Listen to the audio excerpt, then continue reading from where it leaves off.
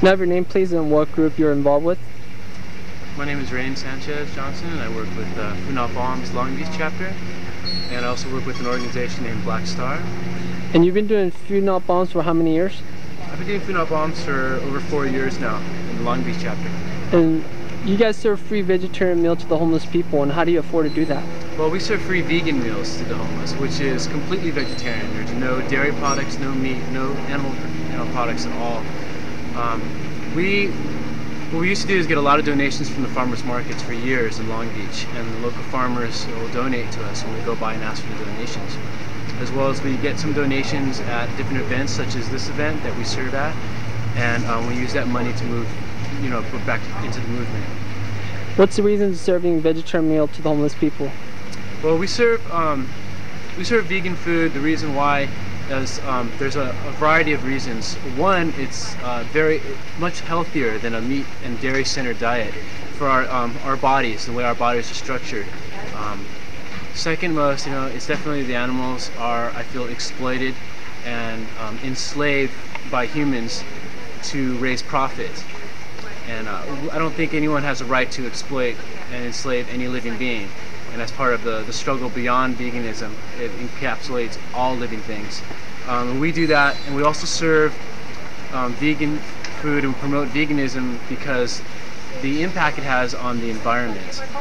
It is pretty harsh on the environment, the production of the meat and dairy industries, like I said, as well as the suffering of animals in our own bodies. So it's a pretty long list of reasons.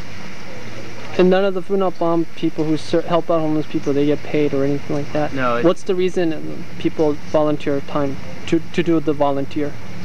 Dedicated to the movement, dedicated to the people, dedicated to the environment, dedicated to the struggle of liberation. Basically, everyone who works in the group is volunteer.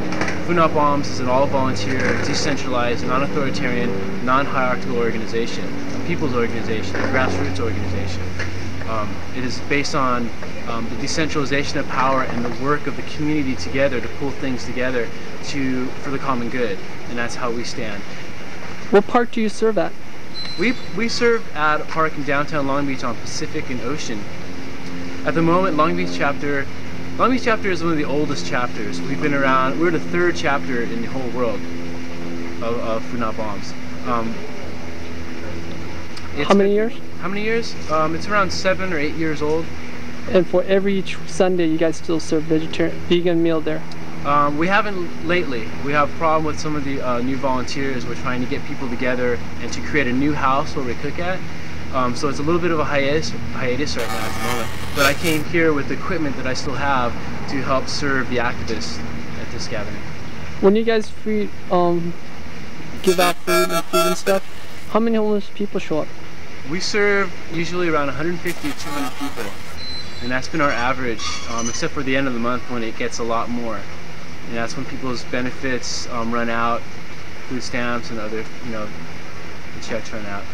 We get a lot of families as well, a lot of kids and families who are not necessarily homeless, but we bring the issues of class struggle involved with what we do. It's not just a vegan thing, it's the whole political spectrum of why we need to do things like this. People are on the streets because of international capitalism and the way society is organized from the top down. And people are hungry. We have families and kids and people who are homeless and adult workers and people who have houses but they're packed full of their other family members and they don't have that much for food because rent is extremely high in the bills. So we serve anyone who's hungry, not just homeless at the park. But I heard like 3 or 4 years ago, Food Not Bomb had problems finding volunteers. And why is that every time when you guys put out like a Food Not Bomb benefit shows, all the bands come looking for you, then you can't find the volunteers actually to do the action? Well, I guess it comes down to commitment. Who's willing to work and struggle for the movement? A lot of times it turns into a small group of people with who is a core group, and a lot of people will come and go as volunteers. It depends on the people's commitment and solidarity to the movement. And it also depends on the organizers on how much we do outreach. Like at the moment we need to reorganize and do outreach to reinstate the Food Not Bombs in Long Beach to get it going again. And give us a little information about your Black Cross distribution. Black Star. Black Star. Black Star. Black Star is a revolutionary organization, an anti-authoritarian communal organization. We distribute information on revolutionary history and theory for community empowerment and liberation. We provide free literature as well as low-cost books to the community at different events, such as this and others, to bring about an understanding and to raise people's revolutionary consciousness. Because without the past, we can't have the future. So we need to know how the struggle was waged in the past against fascism and oppression of all kinds. Can you give us some title of the books you're distributing? Some of the titles we use are a book by Kilowatsky Bodegon, which was a member of the Black Panthers for a while, who became an anarchist after he was imprisoned for direct action. His book is about, his pamphlet is about colonialism and neocolonialism of the new African nation in America and the African people and the plight for freedom in America. Very good book. We also have other titles about the Spanish Civil War, which was a time in the 30s when whole areas of Spain were held by the anarchists and socialists, who held areas without bosses, without leaders, but by cooperating with mutual aid and fighting off the fascist military, which tried to destroy a socialist democratic country that was elected there, and then they had a coup, military coup, to try to destroy that country, and the people rose up and defended it.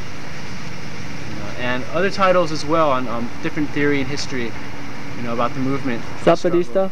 We do have things on the EZLN and the Zapatista. We have a really good pamphlet called U.S. Aid to Chiapas in Mexico, which is a detailed account of all the money and weapons that are being used, that are U.S. weapons, that are being used by the Mexican military to kill and destroy and oppress the indigenous Mayan Zapatista movement and the villages and the communities in Chiapas, Mexico, because they have a righteous struggle against oppression, against international capitalism and the World Bank, and against NAFTA.